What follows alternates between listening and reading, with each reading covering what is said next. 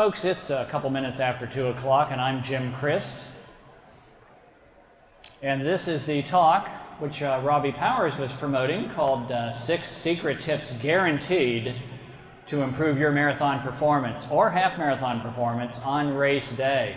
So if that's the talk you were intending on hearing, I need to tell you this. I am not Meb Kaflegzi. He follows me at 3:30.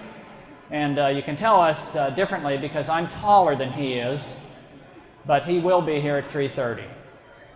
I'm his warm-up act. I'm going to give you the 6 secret tips guaranteed to improve your performance tomorrow, and then he's going to tell you how to win like gold medals and stuff like that and win marathons. I'm just getting you through your race with your best absolute performance. So a little bit about the 6 secret tips and about myself. I've run about 80 marathons and started doing pacing about 20 years ago. And our pace team here has been at this event for about a dozen years. It's marathonpacing.com is the name of the company. And you can look at our website. We have 40 events around the country every year. So find another event where you want some pacers. We'll be there if it's on our website. But what I started noticing several years ago is I was watching these runners compete in these races and complete them, and wondering why didn't they achieve their goal? Why did they fail at hitting their goal?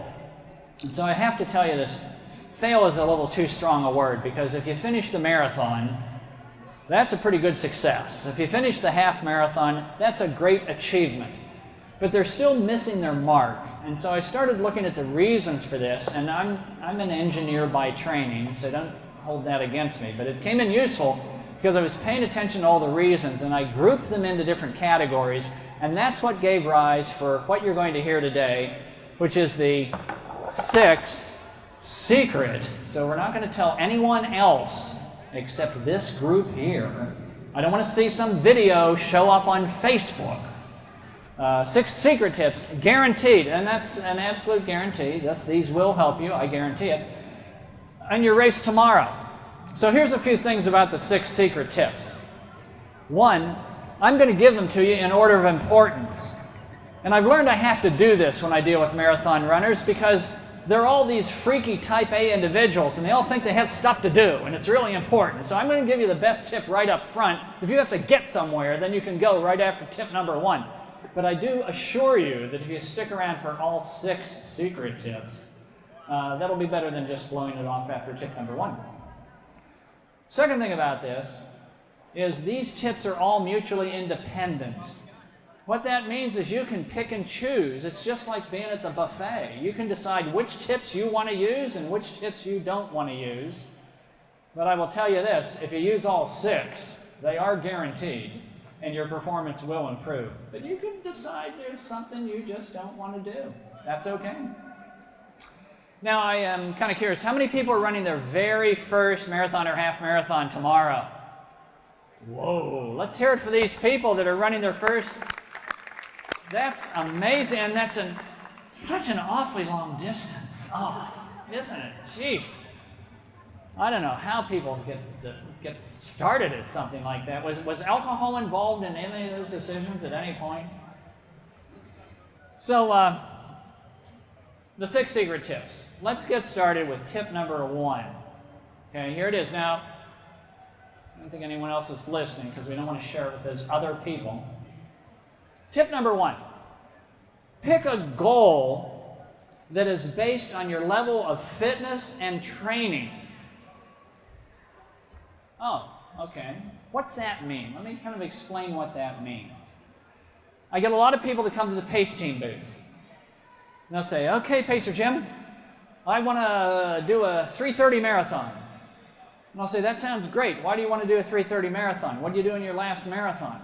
Oh, this is my first marathon. I want to do 3:30 because that's my Boston qualifying time. I'll say, okay, do you really think the guys at Boston are sitting around thinking, yeah, let's just pick some times that anyone can do in their first race? What the heck? Let's put this stuff down. That's not how that works. People run many races before they can finally hone their craft well enough to get to those Boston times. And lately, in the past couple years, even if you get that time, you're still a couple minutes shy of actually getting into the race, unfortunately.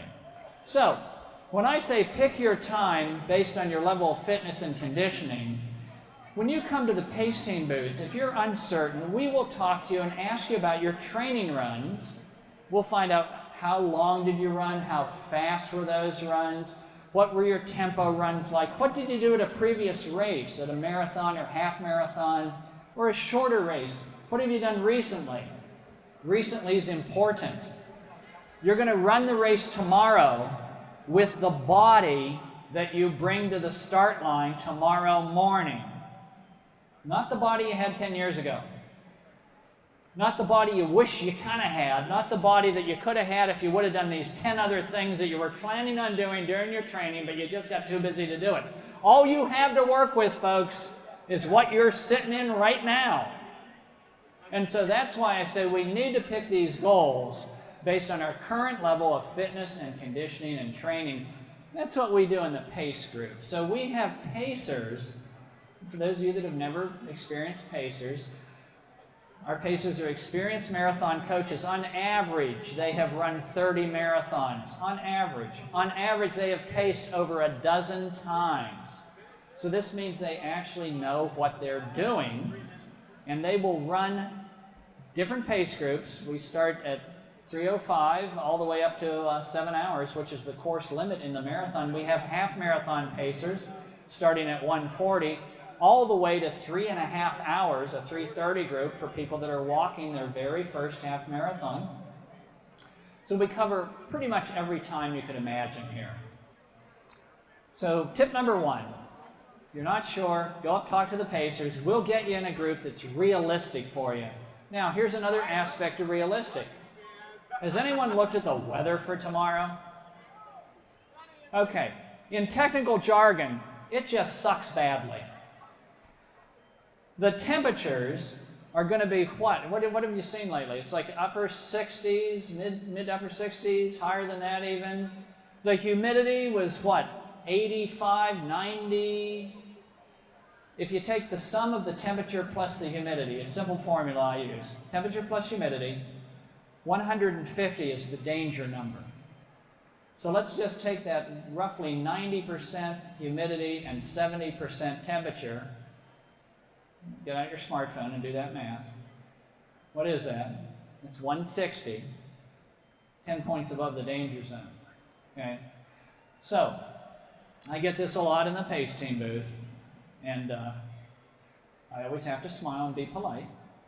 But I got to tell you, I'll get people say, yeah, my goal is at 3:30. I'll say, why is that? Well, I trained for 3:30. 3:30 is my Boston time. I know I can do 3:30. All my runs say I can do 3:30. I'll say, great. Did you do your runs when it was 70 degrees and 95% humidity? Because that's the race you're running tomorrow. So you need to take those weather conditions into account when you set that realistic goal. It's what I do with the pacers. I'm actually taking the pacers. We're going to be dropping our fast times and adding a slower time or two at the back and shoving all the pacers back a notch or two to slow down the pace team services we've offered to really adjust those for the weather. Weather has a profound effect on your performance. And if you don't take that into account when you set your goal, you're kind of ignoring science. And that's not a good thing to ignore when you're running a marathon. Because I have to tell you, a marathon is a whole lot about exercise physiology. It's science. It's not astrology. Okay, you don't wake up tomorrow, look at your horoscope, and it says, oh, you're going to have a fast day. Oh, well, that's great. That's going to get you there. No, actually, what's going to get you there is all your training.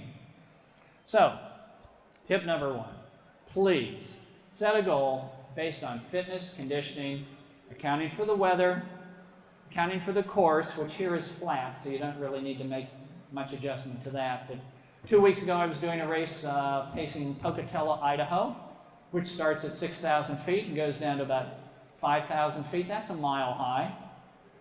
That has a serious effect on your running performance, so we took that into account, setting our goals. So please do that for tomorrow. If you came here without a goal in mind, then think it through, adjust it back for the weather, do something that is really reasonable. So that's tip number 1, most important tip, absolutely.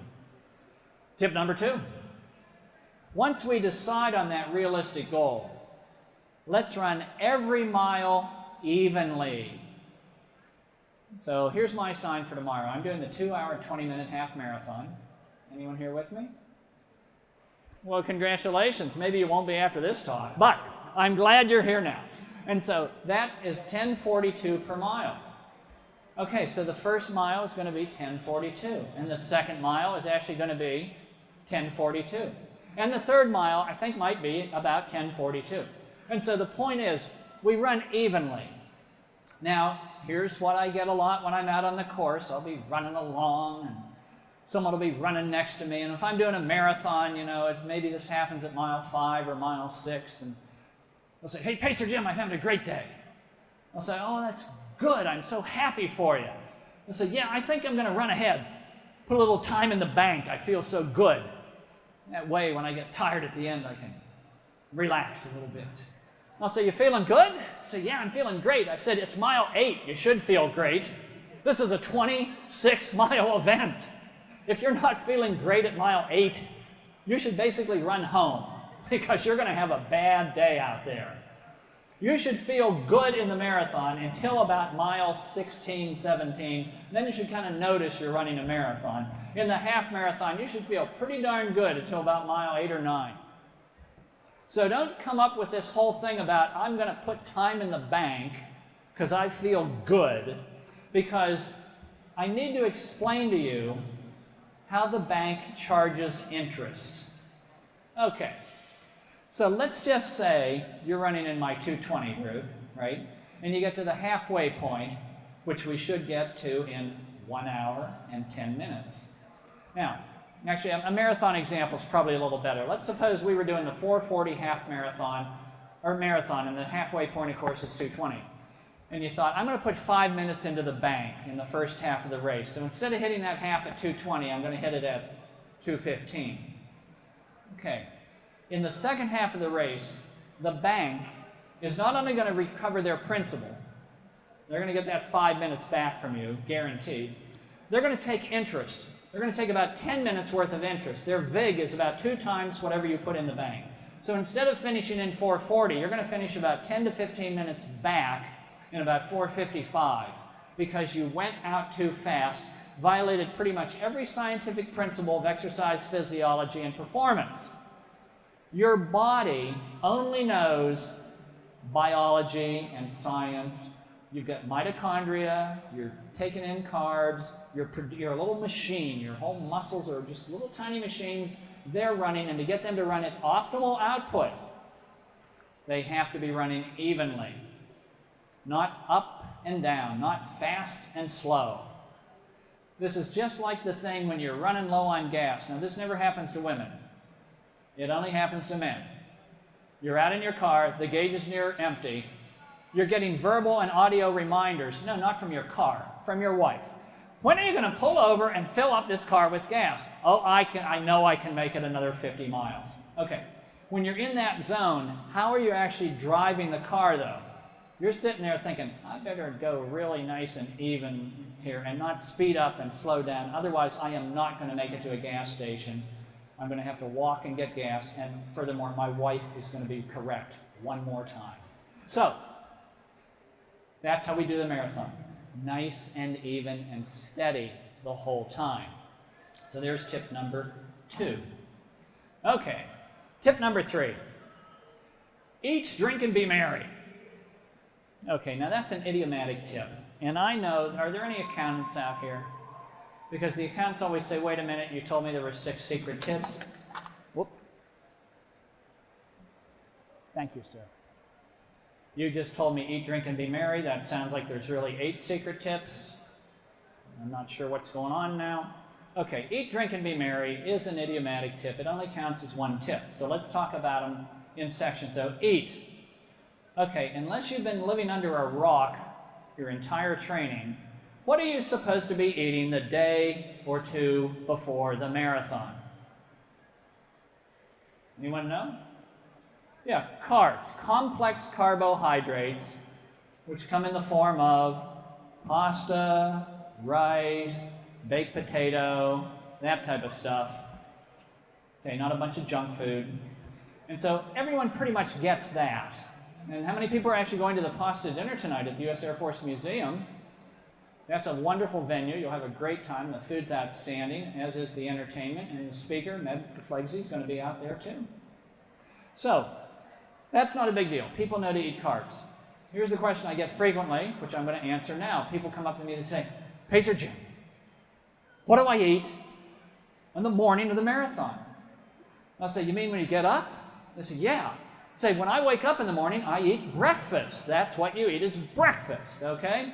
So, you're going to wake up wherever you're at for this marathon. You're going to wake up probably 2 to 3 hours before the gun time at dark 30, and you're going to have breakfast. And breakfast is going to consist of about 500 to 600 calories.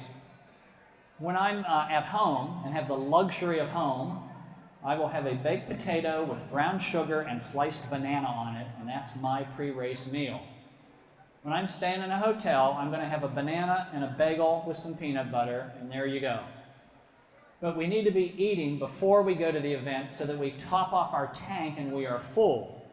Now, during the event, when we're out running 26 miles, we actually need to eat stuff. We need to take in some solid nutrition.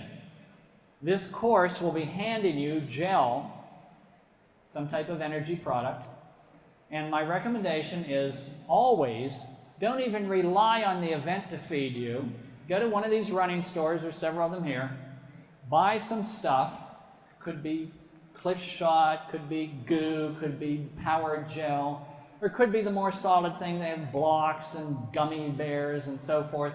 Or if you're really just a cheap guy, get some sugar cubes. Go to the grocery store, get some sugar cubes, stick them in a baggie.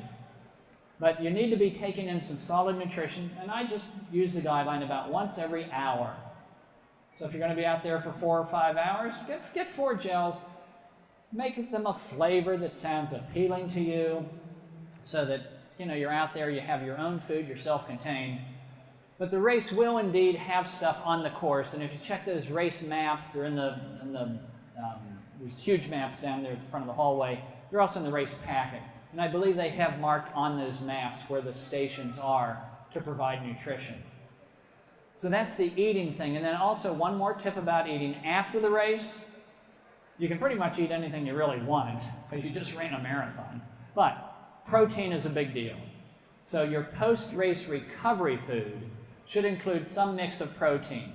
I love chocolate milk, I love cheese. I believe this race is going to give us some pizza at the end. That's pretty darn good. So that's what you want to rebuild those muscles that you just ripped the crap out of running a marathon. So there's the eat part. Let's talk about the drink part. Is everyone drinking today? Has everyone been drinking? Who's got water bottles? Who's putting stuff in you? Okay. There's a little color test you can do to determine if you actually have fluid in your system. You actually have to go into a private small room and take a color sample. And so what happens if it's yellow? If it's deep yellow, that's a bad sign. That means you should really go out and start drinking more. Okay? If it becomes clear, or just slightly straw-like, just a little tinge, then you're good. You're where you need to be.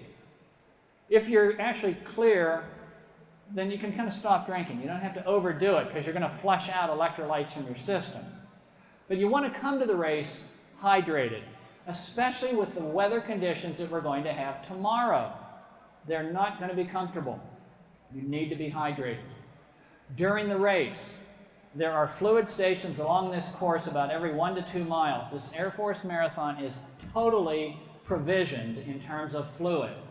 You will find both sport drink and water, and I've got to tell you, you've got to be drinking some sport drink, not just water for your entire race, because you need the electrolytes, the sodium and the potassium that's in the sport drink to sustain yourself through your 13 or 26 mile race. Every year, you hear about this in the news, someone finishes a marathon, they have a heart attack and they die. Now, I've got to make a few clear statements. I'm against death at the end of a marathon, okay? And the downside of this whole thing, and has everyone heard those news stories, a guy ran a marathon and then he died from a heart attack. And then what happens the next day is all your fat friends call you up and they tell you, see, I told you that running thing was bad for you. So you don't want to be that person. You want to be taking a sport drink at least at every other station that you stop to drink. And you need to be drinking early on in the race, not when you feel thirsty, but before that. You want to stay ahead of your fluid curve, mix in some sport drink with some water, so at least do it every other time. No matter how awful you think the sport drink may taste, if it doesn't work for you, just drink it anyhow. When you get to the end of the race, you clearly need to rehydrate. You will probably be down fluid in this race, the way the race weather conditions are. So please pay attention to that. So there's the eat part, there's the drink part. Let's talk about be merry. Okay, this race only has about 2,000 volunteers that are going to be out on the course. They're handing you stuff today at the t-shirt thing, they're checking you in, they're taking care of you in the parking lot, they're taking care of you on the course, they're going to give you fluid to drink when you're thirsty, they're going to give you some gel to drink or to eat when you're hungry, they're going to put medals around you. Let's thank those people that are getting us through this impossible journey, because here's the deal. We get a cool race shirt and a big honking medal with an airplane on it because we've run a marathon or a half marathon. And what do they get? They get wet. For 4 hours, for 6 hours, they're going to get drenched. And they don't get a medal. They're just there to help you get your medal. The very least we can do is say thank you to those people. And if you're so tired you can't do that, just look at them and smile and give them a thumbs up. Because those are the people that are getting you to the finish line. So there's tip number 3. Let's go to secret tip number 4. Secret tip number 4 says, wear clothing and apparel that is high-tech wicking material. So what the heck is wicking? Wicking means that it's going to take the moisture and move it away from your body. Remember all that fluid that you're drinking? It's going in and it's going to come out of you. Now, you might have to stop at one of the little stations along the way and actually make a porta-john trip, but hopefully you don't have to do that. Hopefully you're just going to have it come out of you through respiration and evaporation. In other words, the men will be sweating and the ladies will be glistening. And that's how all that fluid leaves your body. So, if you have an old cotton shirt on, you know, the fraternity shirt and those gray shorts that you've been wearing for 20 years and your wife has told you to throw them away, you should actually listen to her. And you should have some nice high-tech stuff, like these vendors around here. They've all got sales going on. Buy a nice little high-tech shirt. Tomorrow it's going to be warm, so a singlet, t-shirt at the most, shorts, some high-tech shorts. Socks are very important. Don't wear those old gym socks you had. You need some high-tech socks, stuff made out of cool Max, cool wick fiber, and so forth. All the high-tech stuff. You can buy it all today. You can wear it all tomorrow. You don't. The one thing you don't buy today and wear tomorrow are shoes. You need to break those in. But the uniforms, the shirt, socks, shorts, great. Buy them tomorrow, or wear them tomorrow. Buy them today. Plus, an added bonus. Is anyone here actually going to win the marathon or the half marathon in this group? Is anyone doing that? You are? Your finishing is winning. Yes. Okay. What are you? This is not the Dr. Phil show. Okay. So, if you buy the new stuff, you're going to actually look like a winner, and that's important for all those race pictures, and for you, sir.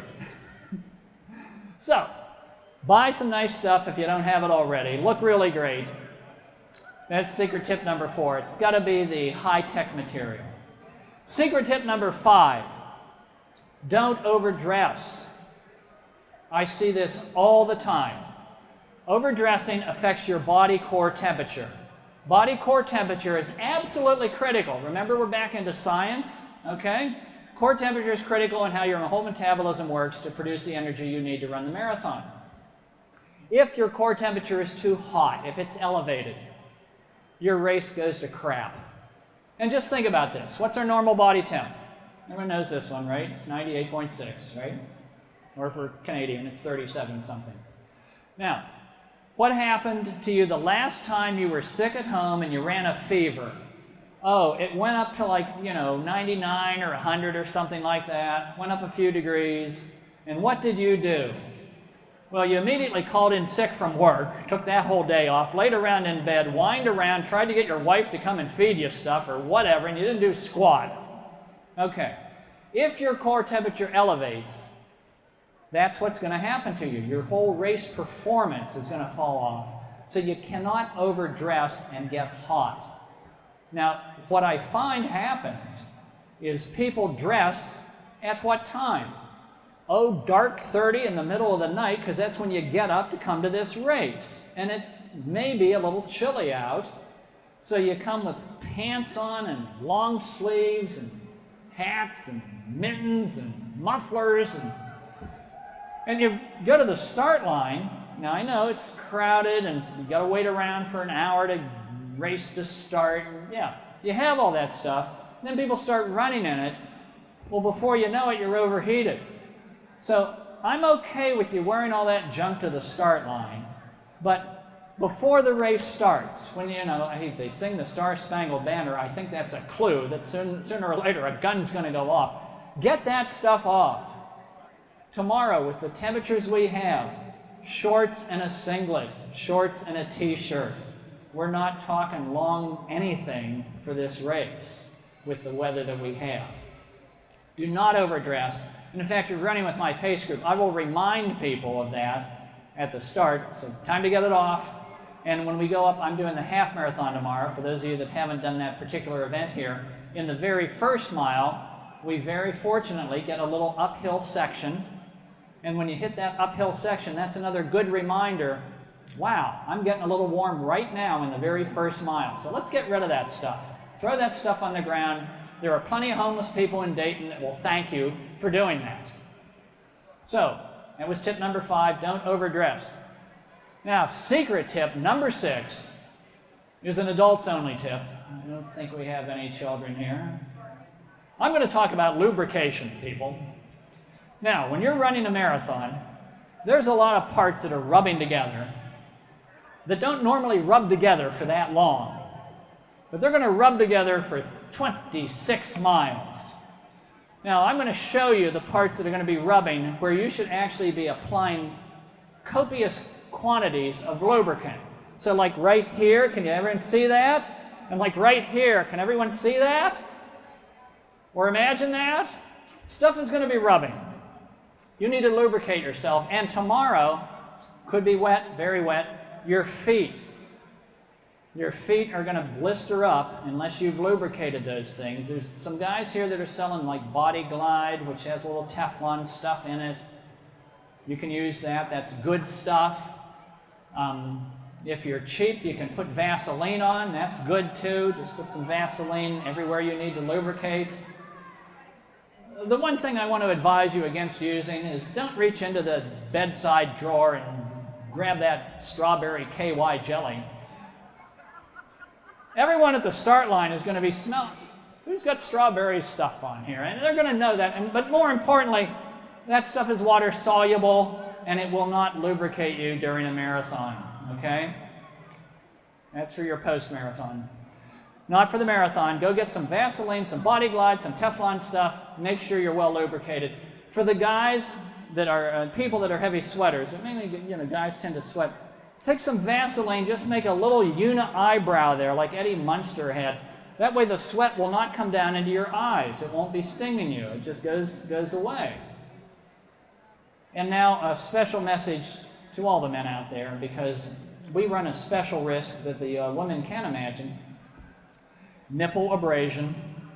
Yes, the dreaded nipple abrasion, which will happen when shirts are wet.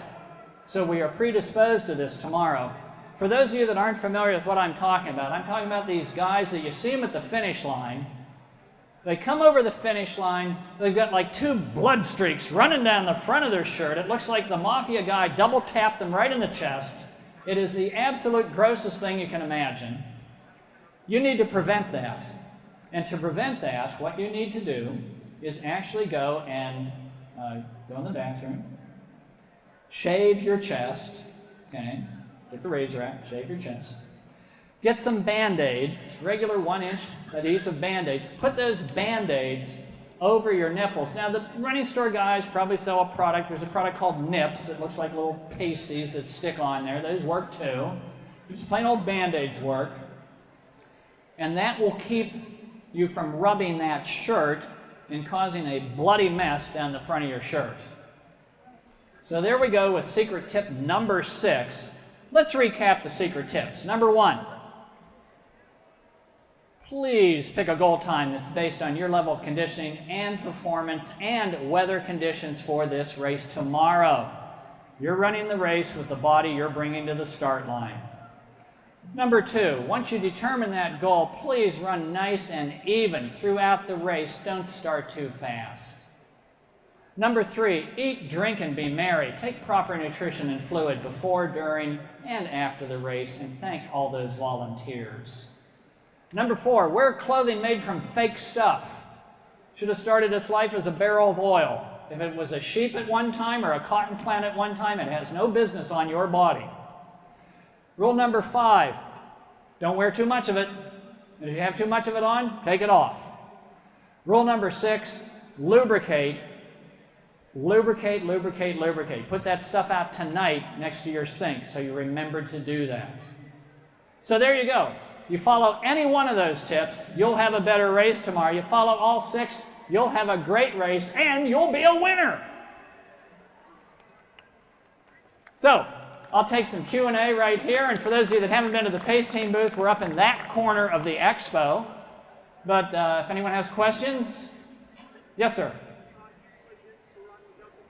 Oh, I'm going to actually come down with the roving mic so we can hear and then everyone else can hear. Yes, sir. Do you think we can run without the t-shirt or no? The question is, can you run without the t-shirt on? Actually, I would. Now, if the women are thinking of doing that, I'd encourage you to wear a jog bra. But, yeah, you don't want too much stuff on. So you should see, lots of women should be out there in jog bras, and you'll probably see lots of guys without shirts on tomorrow. There's absolutely nothing wrong with that, and in fact, it's a temperature control thing, so that's highly advisable if you're someone that really gets warm. Very good question. Yes, sir? At the opening, you mentioned talking to the Pacers about pulling back a little bit. So are you suggesting that you're going to have them come back in terms of their time, or what exactly were you referring to? Okay. Yeah, I mentioned we're going to slow down the pace group offerings we have. I'm going to look at the weather forecast a little later tonight, and I'm very likely could drop some of the faster groups and just add some slower groups. So when you get to the start line, however, you'll see the pace signs. Just go to the pace sign that meets what your goal is, your adjusted goal for the weather and for all sorts of realistic things, and that'll be the right pacer for you. Now, if you're looking around and you thought, where was that 3:05 pacer I was going to run with? Might not be there. He might be leading the 3:15 group. So it might be a different person that I have listed on my website for certain pace groups because some people might be moving back. And lo and behold, hey, maybe there's going to be a 5:15 pacer that wasn't even listed, or a 6-hour pacer that wasn't even listed. That's because we slid things back to adjust for the weather conditions. I do want to mention the whole safety thing.